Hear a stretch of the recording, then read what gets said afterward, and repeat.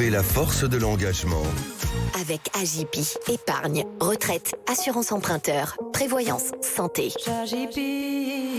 Sud Radio, la force de l'engagement, 15h, 15h30, Muriel Réus. Bonjour à toutes et à tous, merci d'être avec nous pour la force de l'engagement, l'émission qui donne la parole à celles et ceux qui font bouger la société. Ce matin, nous allons parler d'un sujet qui nous concerne toutes et tous, la protection des femmes victimes de violences et la responsabilité politique qui en découle. Alors que la France pleure encore la mort d'Inès Messelem, tuée malgré 6 plaintes et un téléphone grave danger, l'État vient de suspendre le financement d'un programme exemplaire coordonné depuis 2021 par le centre Aubertine Auclair. Sa présidente, Charlotte Bell, est aujourd'hui mon invitée. Mais avant de lui laisser la parole, comme chaque semaine, un engagement. Ce matin, je vous propose de nous engager contre les renoncements de l'État. S'engager contre les renoncements de l'État, c'est refuser que la protection des femmes devienne une variable d'ajustement budgétaire. C'est affirmer que derrière chaque ligne comptable, il y a une vie, un visage, un nom. C'est reconnaître que quand la République recule, c'est l'égalité qu'elle abandonne. En France, 373 000 femmes déclarent chaque année avoir subi des violences au sein du couple. C'est plus que la population de la ville de Nice. En 2023, 1185 femmes ont été victimes de féminicide ou de tentatives de féminicide. 3 femmes chaque jour. Des chiffres implacables que nous finissons presque par ne plus entendre, parce qu'ils deviennent inlassablement, année après année, parce qu'ils disent la même puissance, les mêmes manques, les mêmes défaillances. Dans un pays qui compte, chaque jour plus de victimes, alors que chaque semaine apporte son nouveau drame, l'État retire son soutien à un programme exemplaire. Un projet unique, initié par le centre Hubertine Auclair, mené avec la police nationale et la gendarmerie, en lien avec 28 associations de terrain. En 3 ans, plus de 4000 agents en Île-de-France ont été formés à reconnaître, accueillir et orienter les femmes victimes de violences conjugales. Des formations essentielles qui apprennent à recueillir la parole sans juger, à détecter une emprise, à comprendre un choc post-traumatique, à sécuriser une plainte, à orienter vers les bons relais, à agir sans attendre. Des formations qui ont permis à des milliers d'agents de changer leur regard, de mieux comprendre les victimes, d'agir plus vite, plus juste, plus humainement. Former les forces de l'ordre, ce n'est pas une option, c'est la première ligne de défense, l'une des premières étapes du parcours d'une victime, celle où tout peut se jouer, la confiance, la peur, la possibilité de parler. Un agent formé, c'est une plainte enregistrée au lieu d'être découragée. C'est une femme qui rentre chez elle avec une mesure de protection, pas avec la peur. C'est aussi une enquête mieux menée, une procédure qui tient, une vie qu'on sauve. Former, c'est comprendre qu'une femme qui hésite, qui balbutie, qui minimise, n'invente pas, elle survit. C'est apprendre à écouter sans juger, à repérer ce que le regard, le corps ou le silence racontent. Former, c'est transformer la réponse publique, passer d'une administration qui enregistre à une administration qui protège. Voilà pourquoi la formation des forces de l'ordre reste cruciale. Parce qu'avant la justice, avant le procès, il y a ce premier moment où une femme pousse une porte pour parler. Si la plainte est mal accueillie, mal rédigée, découragée ou minimisée, c'est tout le reste du processus qui s'effondre. Former les forces de l'ordre, c'est éviter de perdre des victimes à chaque étape de leur chemin vers la réparation. C'est transformer un réflexe de doute en un réflexe de protection. Et c'est précisément ce que permettait le programme du centre Hubertine Auclair. Sud Radio, la force de l'engagement, Muriel Réus. Charlotte Bell, bonjour. Bonjour Muriel. Vous êtes la présidente du centre Hubertine Auclair, le centre francilien pour l'égalité femmes-hommes qui agit pour la prévention, la formation et l'accompagnement sur les violences faites aux femmes. Depuis 2021, vous coordonnez un programme de formation inédit des forces de l'ordre, salué comme exemplaire, aujourd'hui menacé par l'arrêt du financement de l'État. Alors, avant toute chose, moi j'ai envie de vous demander comment vous avez réagi à cette annonce, parce que l'on parle ici d'un programme qui depuis 3 ans a fait ses preuves, sauvé des vies, changé des pratiques. Comment peut-on expliquer en 2025 que l'État choisisse de s'en retirer ? Eh bien, le vrai problème, c'est que l'État n'assume pas de s'en retirer, puisque en janvier dernier, on nous annonçait un engagement de 67 000 € pour 45 journées de formation, et que depuis le 21 mai, plus de son, plus de lumière, plus personne ne répond ni à nos messages, à nos mails, à nos SMS, ni au téléphone. Et donc aujourd'hui, nous sommes face à des commissariats qui nous contactent, nous réclamant leur formation, et nous, face à un regret, celui de ne pas pouvoir offrir ces formations, parce qu'en fait, nous avons compris que nous n'allions pas avoir les subventions. C'est-à-dire que quand depuis 4 à 5 mois, on n'a plus aucune nouvelle, on comprend que le programme s'arrête. Mais c'est quoi? C'est parce qu'il n'y a plus de pilote dans l'avion, comme dans le gouvernement aujourd'hui, ou c'est parce que c'est un manque de courage? Un manque de courage. Je pense qu'aujourd'hui, c'est difficile d'assumer cette décision quand on voit que les féminicides sont en train de progresser depuis la rentrée. C'est difficile d'assumer, en fait, cet inactivisme. Et comment vous allez faire alors? Alors, aujourd'hui, il faut savoir que ce dispositif, il était financé par la région Île-de-France et par la préfecture de police. La région Île-de-France, elle, a financé, et heureusement, les polices municipales. Donc aujourd'hui, nous avons des formations qui se sont tenues avec les polices municipales. Mais depuis, rien avec les commissariats, donc rien avec la police nationale et la gendarmerie nationale. Déjà l'année dernière, on nous avait divisé le budget par 2 en nous expliquant qu'avec les JO, il était difficile de pouvoir tenir 45 jours de formation. Sauf que cette année, c'est 0. C'est réellement 0. Et ça, c'est dramatique parce qu'on a des associations qui doivent faire face au commissariat. Nos associations, c'est des associations locales. Nous, Centre Hubertine-Auclair, on coordonne les formations. Mais on a un objectif, c'est de faire en fait des formations avec des associations locales au plus près du terrain pour pouvoir déconstruire certains stéréotypes qui pourraient exister parfois chez ces policiers et pour pouvoir être au plus près de la coordination terrain avec eux. Et donc, ce qu'on leur propose, nous, on a entendu 2-3 échos sur le fait que c'était des fonctionnaires qui devaient former des fonctionnaires, sauf qu'aujourd'hui, on sait qu'en fait... Non, c'est pas des fonctionnaires, c'est des gens de terrain qui reçoivent des victimes, qui accueillent les victimes, voilà. Qui ont l'expertise pour former des fonctionnaires, on le sait bien. Ce programme du Centre Hubertine-Auclair, vous le portez depuis 2021. Alors, comment forme-t-on les policiers, les gendarmes à mieux accueillir les victimes? Et qu'est-ce que ça change, la formation sur le terrain? On dit toujours qu'il faut former absolument toutes les forces de l'ordre et toutes les personnes qui sont en relation avec des victimes. Vous qui êtes au cœur de ce dispositif, vous diriez quoi du changement? Ça change tout. Ça change tout, pourquoi? Parce que nos formations, donc par cycle de formation, on accueille 8 agents. Et ces 8 agents, ils sont pris en charge pendant une journée entière par une association locale, donc au plus proche du terrain. C'est-à-dire que si on parle d'un commissariat dans les Yvelines, c'est une association des Yvelines qui va être à leur côté pour leur expliquer comment recueillir la parole, comment dédramatiser une situation, comment intervenir de manière urgente et pouvoir évaluer au mieux l'urgence de la personne pour ne pas la laisser sans rien. Et donc, c'est aujourd'hui ce qui permettrait d'éviter des drames comme celui d'Inès Messelem. Et moi, je vous avoue que j'ai été réellement révoltée par les propos que j'ai pu entendre concernant le fait de réaliser une enquête sur l'affaire d'Inès Messelem, parce que, très sincèrement, l'enquête ne ramènera pas à Inès. Et aujourd'hui, quand on est à plus de 5 dépôts de plainte, on ne peut pas se dire qu'une enquête va ramener une personne victime de féminicide. Il est vraiment temps d'agir. Et si, aujourd'hui, une formation avait été donnée avec des associations spécialisées, parce que c'est réellement ça dont on a besoin, des associations spécialisées, aujourd'hui, on n'en serait peut-être pas là. Oui, parce qu'analyser les dysfonctionnements, c'est bien, mais en fait, ce qu'il faut faire, c'est éviter les dysfonctionnements. Et les formations permettent ça. Alors, ce qui frappe, c'est ce paradoxe. Vous l'avez dit, les féminicides se multiplient. On en est à 1183 féminicides, en cumulant les féminicides directs et les suicides forcés. Les rapports se succèdent. On les enchaîne les uns derrière les autres. L'opinion même réclame aujourd'hui plus d'action et pourtant l'État coupe les vivres à un dispositif qui fonctionne. Alors comment comprendre ce choix? Est-ce un désintérêt, une erreur ou un renoncement? On en parle juste après la pause. Retrouvez la force de l'engagement. Avec AJP, épargne, retraite, assurance emprunteur, prévoyance, santé. Sud Radio, la force de l'engagement, 15h, 15h30, Muriel Réus. Donner la parole à celles et ceux qui font bouger la société, c'est sur Sud Radio et c'est la force de l'engagement.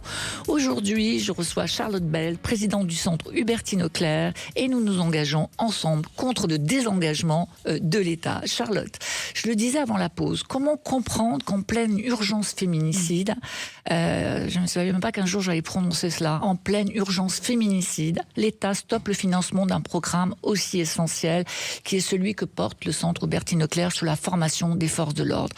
Est-ce un arbitrage budgétaire ? Est-ce le manque d'un courage politique ? Est-ce une incapacité à faire de cette cause une priorité nationale, comme on nous dit depuis maintenant pratiquement 2 mandats ? Je crois que c'est tout à la fois. Je crois que c'est tout à la fois parce qu'en effet, vous le dites très bien, Muriel, on est aujourd'hui au cœur d'une crise politique, d'une crise sociale et d'une crise économique. Dans ce contexte, les féminicides, ils vont continuer de progresser. Et nous, au lieu de sensibiliser, de prévenir, en aidant les associations, en étant à leur côté, on est en train de leur enlever leurs subventions. Et on le voit aujourd'hui parce que parmi les adhérents du Centre Bertine Leclerc, on compte également les CIDFF. Et je peux vous dire qu'aujourd'hui, les CIDFF ont un vrai sujet RH, c'est-à-dire qu'ils sont obligés de licencier un certain nombre de salariés. C'est des personnes qui ne peuvent plus être aux côtés. C'est des personnes qui sont les premiers partenaires des femmes victimes de violences, dans le sens où c'est la première rencontre décisive d'un parcours, parfois.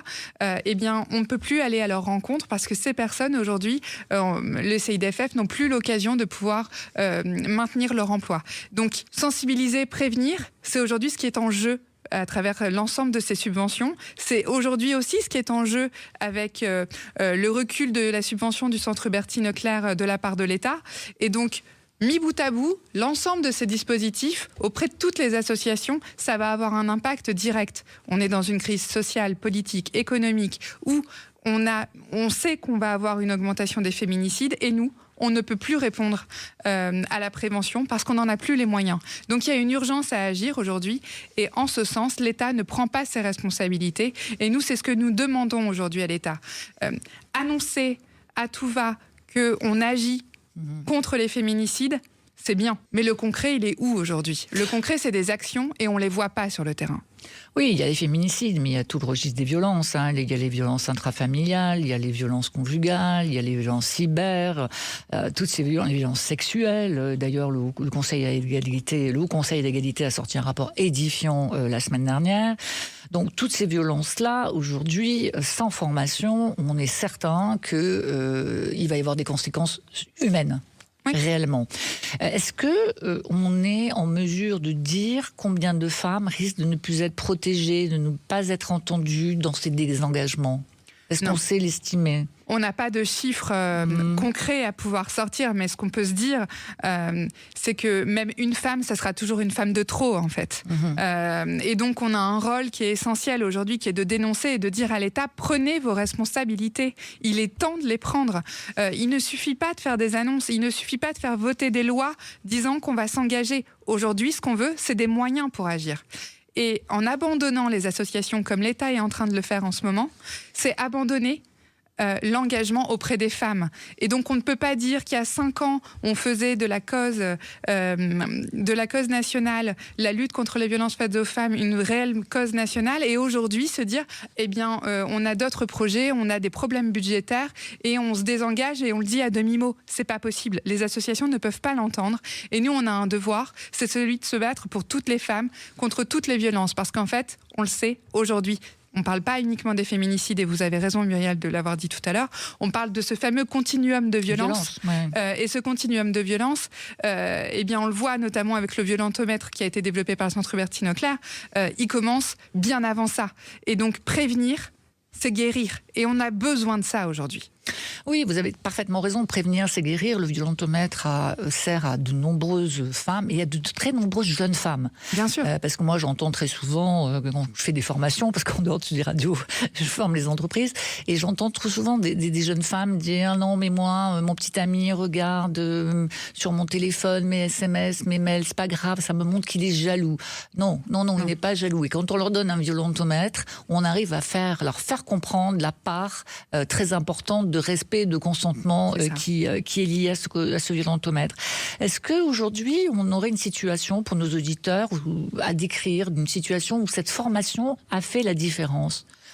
Alors, aujourd'hui, ce que je peux déjà vous dire, c'est que 97% des 4000 agents qui ont été formés estiment avoir beaucoup appris avec cette formation. Nous, on évalue, former, ça ne nous suffit pas. On évalue aussi nos formations.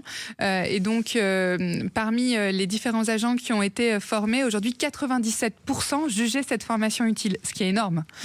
Parce qu'aujourd'hui, ça veut dire qu'on est en train réellement de laisser un vide auprès de ces formations.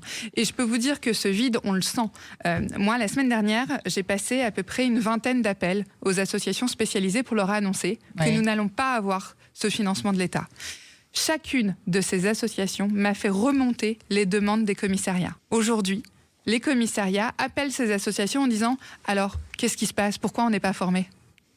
C'est très important ce que vous dites. 97% des 4000 disent avoir beaucoup appris.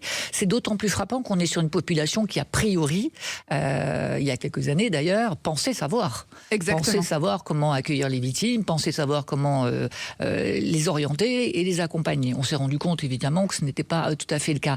Donc que cette demande vienne de la base, c'est extrêmement important. Et j'ai même envie de dire, elle vient compléter cette demande des Français qui sont près de 70% à considérer que l'État doit intensifier ses efforts pour lutter contre les violences faites aux femmes. Alors, mais qu'est-ce que ça dit de notre société, toutes ces contradictions ? Ça dit qu'il y a des priorités qui ne sont pas prises en compte aujourd'hui. Et qu'on est encore au cœur d'un sujet où, dans ce marasme politique qu'on est en train de vivre, encore une fois, on n'écoute pas en fait les besoins des Français. Vous le dites, en effet, un baromètre IFOP est sorti avec le Centre Hubertine Auclair il y a quelques semaines. 70% des Français disent qu'on doit faire de la cause des femmes une cause nationale. Donc c'est vraiment un sujet important pour l'ensemble des Français. Et nous, on ne répond pas à ce besoin. L'État, en tout cas, n'y répond pas et n'agit pas concrètement comme on l'attend. Qu'est-ce qu'on attend ? Le Covid, on l'a déjà eu. Là, on a tous été capables de sortir une énergie extraordinaire pour pouvoir agir. Mais depuis, plus rien. Moi, quand je vois un pays comme l'Espagne en ce moment qui est en train de travailler sur une loi comme la loi vicariante, je me dis, mais en fait, on a même plus que 20 ans de retard sur l'Espagne. Il faut vraiment qu'on se réveille. La loi vicariante, pour nos auditeurs, c'est une loi qui va mettre en protection tout l'environnement des victimes, c'est-à-dire la famille proche ou élargie, c'est-à-dire les conséquences que les violences ont sur les victimes, qui sont extrêmement nombreuses. Par exemple, sur les enfants, ça se compte par centaines de milliers. Aujourd'hui, l'Espagne a décidé de mettre en place une loi pour les personnes qui sont autour des victimes. Donc c'est absolument formidable. J'ai lu ça comme vous, évidemment. On en est loin. D'ailleurs, vous dites régulièrement, et depuis quelques semaines, au prochain féminicide, nous n'aurons plus d'excuses. Cette phrase, elle est forte. Si vous aviez demain notre futur Premier ministre, vous lui diriez quoi ? Ou vous lui diriez quoi ? À elle ou à lui d'ailleurs, parce qu'on ne sait pas. Je pense que la première chose que je ferais, c'est lui faire rencontrer des victimes. Familles de féminicide. Les familles des victimes de féminicide, et je pense que c'est édifiant quand on les écoute. C'est ce que vous voulez dire ? En fait, je pense que là, on a besoin d'un réel choc, en fait. On a besoin de réveiller tout le monde, de se dire qu'en fait, non, c'est pas normal, encore aujourd'hui, qu'une femme puisse mourir sous les coups d'un homme. On est quand même... en 2025. En France. Pas en Afghanistan, exactement. Pas en Iran. Exactement. Et on peut décrire tout ce qui se passe à l'étranger, mais en fait, chez nous, aujourd'hui, on n'est pas capable de prendre en charge cette situation. Alors on peut se dire tout le temps que les droits des femmes en France, ça va mieux, c'est bien. Non, en fait, ça sera jamais assez. Aujourd'hui, on n'agit pas assez contre quelque chose qui est quand même un véritable fléau. Les violences conjugales, c'est quelque chose aujourd'hui qu'on ne doit pas tolérer, qu'on ne peut plus tolérer, sur lesquelles il faut agir concrètement. Et ça, on attend réellement d'un gouvernement qui sorte les mains et qu'il y aille, qui s'investisse clairement pour renforcer les droits des femmes et pour vraiment les protéger. Aujourd'hui, chaque personne dans ce pays a le droit d'être protégée, les femmes également. Alors, après ce message extrêmement fort, si on élargit un peu le spectre du centre Hubertine Auclair, qui est une référence en Ile-de-France, vous pourriez en dire quoi de ce centre ? Alors, notre centre, c'est surtout un centre de ressources. Nous, on est là pour lutter contre les violences, mais aussi pour promouvoir l'égalité femmes-hommes. On a un centre qui est financé par la région Île-de-France à hauteur de 80%. C'est ce qui nous permet, nous, en tout cas, de pouvoir être pérennisés, parce que si on attendait les subventions de l'État, on n'existerait plus aujourd'hui. Et donc, concrètement, nous, on est là pour créer des études qui ont de l'impact, sensibiliser avec des campagnes de communication derrière, et ensuite aller former au plus près du terrain. Dans quelques semaines, nous allons sortir une étude sur les cyberviolences de genre. Et dans le cadre du continuum de violence, cette étude, elle va être marquante sur plusieurs points, parce qu'elle prouve que les cyberviolences, aujourd'hui, qui ne sont pas assez prises en charge en France, elles font réellement partie aussi du continuum de violence. Aujourd'hui, une femme victime de violence, elle l'est de manière cyber, mais elle l'est aussi dans la réalité. Et il y a un continuum qu'il faut réellement prendre en charge. Et donc, nous, Centre Hubertine-Leclerc, on est là aussi pour tirer le signal d'alarme et dire à l'État qu'on a les éléments pour agir, on a les éléments pour former. On est aujourd'hui un centre d'expertise qui peut réellement changer les choses. Alors, et vous, Charlotte ? Et vous, votre engagement personnel, ça fait combien d'années que vous êtes à la tête du Centre Hubertine-Leclerc ? Ça fait aujourd'hui 2 ans que je suis à la tête du Centre Hubertine-Leclerc, et ça fait maintenant 4 ans que je suis déléguée spéciale en charge de l'égalité femmes-hommes auprès de la présidente de région Valérie Pécresse. Pourquoi ce choix ? Pourquoi cet engagement ? Et cet engagement, il est essentiel parce que... Comme tout le monde, pendant le Covid, on a senti, alors après MeToo, il y a eu également le Covid, on a tous senti qu'il y avait un engagement fort sur lequel il fallait qu'on agisse, et qu'aujourd'hui, on ne pouvait plus tolérer ce qui se passait. Et moi, en tout cas, j'ai décidé d'y prendre ma part, clairement. Aujourd'hui, je ne peux pas tolérer tous ces témoignages que je peux entendre avec les associations. Je suis élue, mais je suis aussi aux côtés des associations. J'ai bien conscience que nous, en tant qu'élus, en fait, on a un rôle qui est crucial, et que sans les associations, on n'est rien. Les collectivités, elles doivent travailler main dans la main avec les associations. Et c'est ce que je dis aussi aujourd'hui à l'État. C'est-à-dire que vous pouvez former avec des super fonctionnaires, ça remplacera jamais une association spécialisée. Et donc, clairement, aujourd'hui, si vous voulez agir, mais aidez les associations, parce qu'en fait, c'est aussi la clé du succès d'une politique d'égalité. Merci Charlotte. Alors oui, entreprises, elles ont un rôle très important à jouer aussi. Elles s'impliquent de plus en plus et c'est vital. Entreprises, associations, collectivités, le triptyque doit se mettre en place. Il est en train de se conclure, on va dire, parce que moi je vois de plus en plus d'entreprises qui s'engagent, mais on est loin encore d'avoir résolu les problèmes que vous avez évoqués tout au long de cette conversation. Merci Charlotte Bell d'avoir accepté cette rencontre. Vous l'avez rappelé, former, c'est protéger, et sans moyens, les dispositifs ne sont que des vitrines. Ce que vous défendez est une évidence, trop souvent oubliée. La vie des femmes ne peut pas dépendre d'un budget. La force de l'engagement, c'est chaque dimanche à 15h sur Sud Radio et en podcast sur sudradio.fr. Je vous retrouve dimanche prochain, même heure, même énergie, pour une nouvelle rencontre avec celles et ceux qui font bouger la société. Et tout de suite, je vous laisse en compagnie de John pour le meilleur de Sud Radio. C'était la force de l'engagement. Avec AJP, épargne, retraite, assurance emprunteur, prévoyance, santé. AJP.